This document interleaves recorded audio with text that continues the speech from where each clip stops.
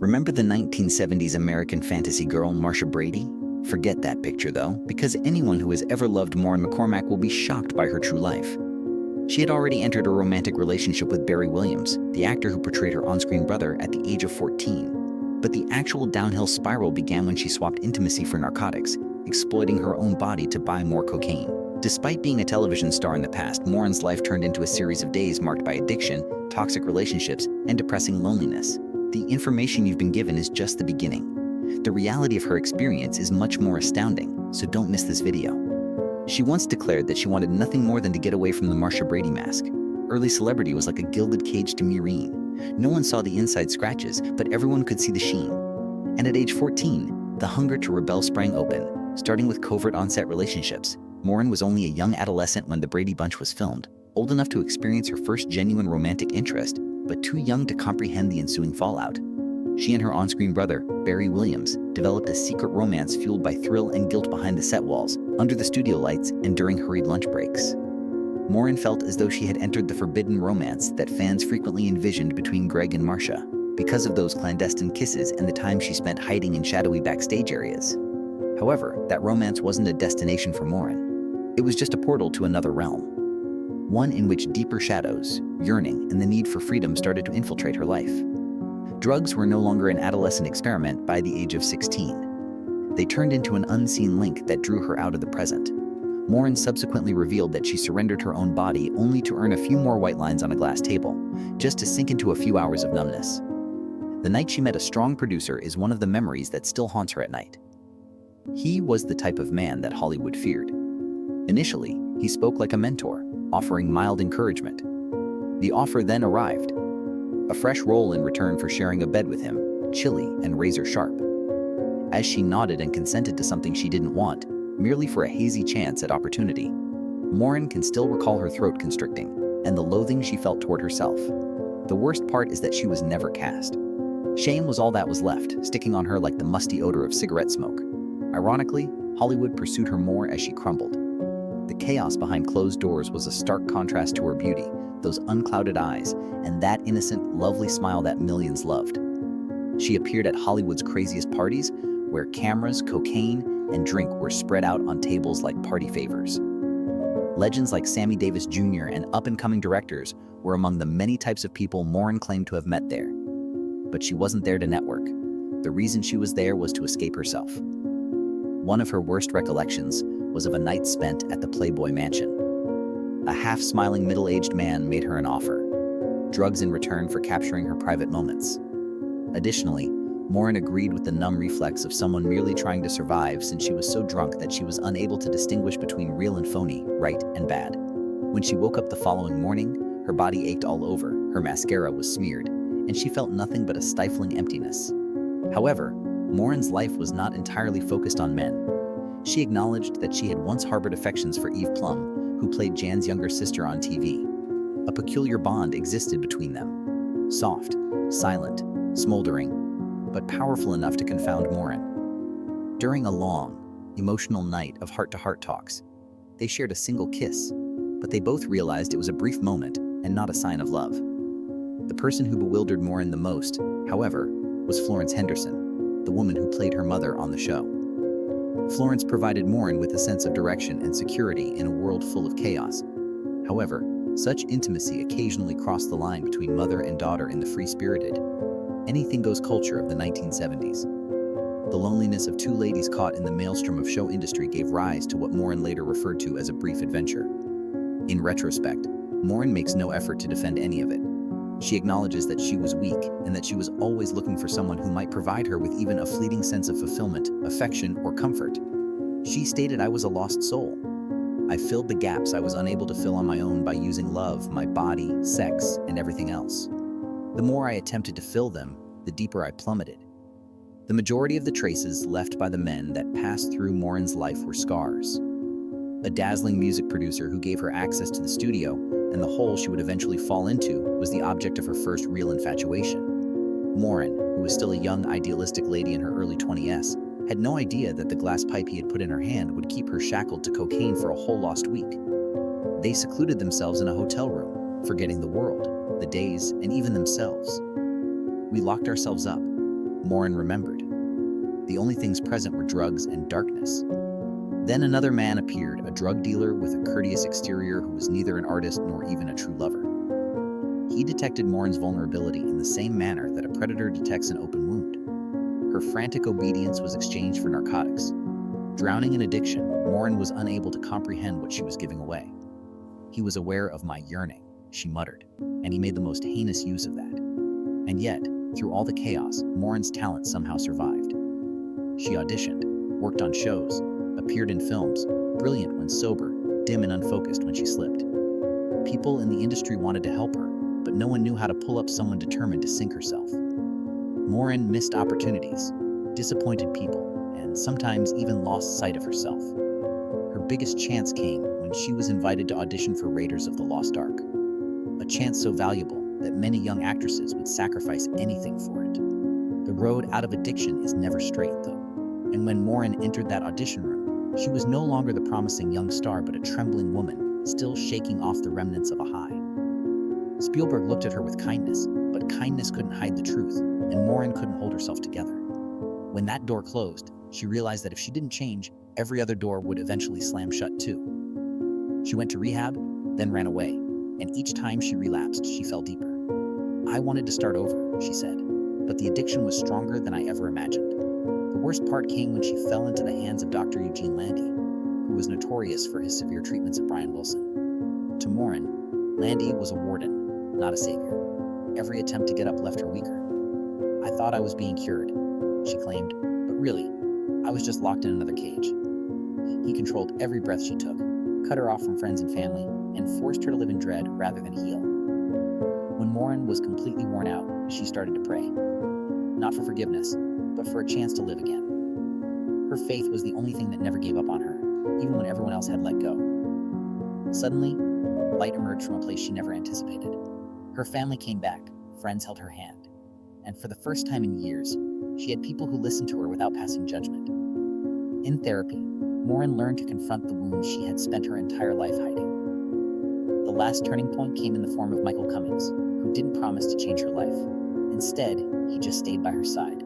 When the world doubted Maureen, he was the only one who thought she was worth loving, worth saving, and worth living for. "Michael saved me," Maureen said. She started to understand the reasons she had been destroying herself, and from that understanding, she finally found her way back. Maureen started rewriting her life from ruins, from darkness, but this time with a light she held in her own hands. In 1985, Maureen's life took a different turn, not because of a dramatic event, but because of the quiet arrival of a man who believed in her even when she couldn't believe in herself. Their marriage wasn't a fairy tale promise or a miracle, but it was the first time in years that she felt seen, accepted, and loved without having to change who she was. From that sense of relief, a new strength started to grow. This time, when she walked through the doors of rehab, she wasn't there because her family pushed her or because she held onto a slender hope that she might recover, but because she entered with genuine willpower, a willpower fed by love and a deep desire to start over. Then, in 1989, she held her daughter Natalie in her arms, the child who gave Maureen something no treatment program had ever been able to offer her. A reason to exist, someone to be responsible for, someone to protect, a pair of small eyes that believed in her without condition. She recalled that after years of chaos, it was the hardest battle of her life, but it was also the first time I felt like I was moving in the right direction. Becoming a mother rewired my entire emotional map. Maureen said, "I wasn't just fighting to survive anymore. I was fighting to become the mother she deserved." Naturally, the road to recovery wasn't easy. "Recovery isn't a destination," she said. "It's a process. Every day I have to choose the right path all over again." Maureen experienced nights when depression pinned her to the bed, days when anxiety tightened around her chest so hard she couldn't breathe, and even a period when she leaned on Prozac more than she should have, only to face the painful process of letting go of another dependency. However, this time, she wasn't alone. Therapy, proper medical care, her husband's love, and her daughter's trust all came together like a life raft, keeping her afloat. "I'm not proud of what I did," she acknowledged, "but I'm grateful it forced me to grow and forced me to choose life." Maureen's story is remarkable because of her perseverance and unvarnished honesty. She doesn't sugarcoat her past, erase her mistakes, or hide her failures. Instead, she lays them out in the open, believing that truth has the power to pull others out of the same darkness she once lived in. Maureen became a voice that so many people sought out because of his authenticity. She spoke about her addictions, relapses, and the agonizing treatment sessions in front of hundreds of listeners. Not to shock them, but to show them that nobody needs to face darkness alone. She was a book author. She gave talks at conferences. She developed into the person she wanted she had met when she was 20. A woman having the courage to share her tale without fear or hesitation. I came to see that those traumatic events might serve as a bridge for someone else. She is no longer Marsha Brady, the flawless, glossy girl who stepped off a television screen. Warren stated, "If my story helps even one person choose life instead of self-destruction, then it's all worth it." That persona is stuck in the past. Today's Maureen is a survivor, a different kind of woman, someone who reached the lowest point of despair and struggled to rise again. Someone who removed the layers of fear, guilt, and shame to reveal a heart that was stronger than she could have ever dreamed. With a smile, she said, "I'm finally free. It's the biggest triumph of her life. I'm not running for myself anymore." A triumph that doesn't require a stage, a spotlight, or notoriety. Despite the problems and controversy that surrounded Maureen's personal life, her work was a whole other story. When Maureen was still a young child in 1968, she was chosen to play Marsha Brady in the hugely successful comedy, The Brady Bunch, which told the humorous story of a guy with 3 boys who marries a woman with 3 daughters. Millions of viewers were immediately captivated by Marsha's lively, intelligent, and vibrant personality. Thanks to several spin-offs and unending reruns, the show's cultural influence extended well beyond its 1969. 1974 run. Maureen was more than just a gifted member of the ensemble. She also made a lasting impression by recording 4 albums with her co-stars. She even embarked on a tour during this time, providing fans with incredible live performances. And yes, there was also that whirlwind affair with her co-star Barry Williams. It was a glorious golden age. However, like with all fairy tales, everything is possible. And Maureen didn't see it coming. She had to confront the hard realities of the entertainment world when The Brady Bunch was canceled. The burden of growing up in the spotlight drove her into a severe crisis, even though everyone thought she would become a big star. Maureen's life and career suffered greatly as a result of her addiction. She developed a cocaine and quaalude addiction to the extent that she later felt guilty about the things she did to keep up her habit. When she ran out of money to support her addiction, she made decisions she never would have thought to make. She turned to exchanging her own body for drugs when she was in her early 20s. Her career was severely damaged at this turbulent time. One of Maureen's greatest career possibilities came dangerously near in 1980. George Lucas and Steven Spielberg, 2 of the biggest names in Hollywood at the moment, were seeking females for their upcoming adventure movie, Indiana Jones. Furthermore, who wouldn't want to co-star with Harrison Ford? Unfortunately, however, Maureen was still intoxicated and late for the audition. In the end, Spielberg went with a different actress, and the movie became a huge franchise, making around $400 million on a $20 million budget. Maureen's heart was deeply scarred by missing this opportunity, yet she resisted the urge to give up. Maureen persisted in acting despite the fact that Hollywood producers had abandoned her. She had appearances in a number of television shows in the ensuing years, such as Fantasy Island, Donnie and Marie, Happy Days, The Love Boat, Vegas, and The Streets of San Francisco. While these weren't huge roles, they helped her to maintain a connection with her fans. Remarkably, she was turned down for parts in the movie Midnight Express as a heroin courier and a prostitute around this period. Producers didn't think the public would accept her portraying a darker, more morally nuanced character since she was still too closely linked to the image of Marsha Brady.